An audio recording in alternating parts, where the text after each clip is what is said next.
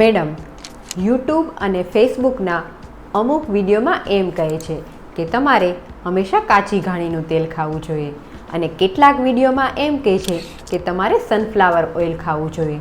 તો આ વિડીયો જોઈને અમે કન્ફ્યુઝ થઈ જઈએ છીએ કે રસોઈમાં કયું તેલ વાપરવું જોઈએ.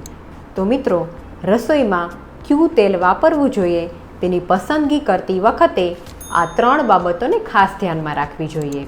નંબર 1, વઘાર માટે હંમેશા કાચી ઘાણીનું તલનું તેલ કે સિંગ તેલનો ઉપયોગ કરવો જોઈએ, કારણ કે આપણા દાદી અને નાની વર્ષોથી આ જ તેલનો ઉપયોગ કરતા આવ્યા છે. સાથે આપણું શરીર પણ આ તેલ ખાવાથી ટેવાઈ ગયેલું હોય છે. નંબર 2, કોઈપણ વસ્તુને તળવા માટે હંમેશા સિંગ તેલનો ઉપયોગ કરવો જોઈએ. નંબર 3, રોટલી ઉપર હંમેશા ગાયનું ઘી લગાવવું જોઈએ. પણ મિત્રો, પામોલીન ઓઇલ, કપાસિયા તેલ કે બીજા કોઈ પણ પ્રકારના રિફાઇન તેલનો ઉપયોગ ન કરવો જોઈએ.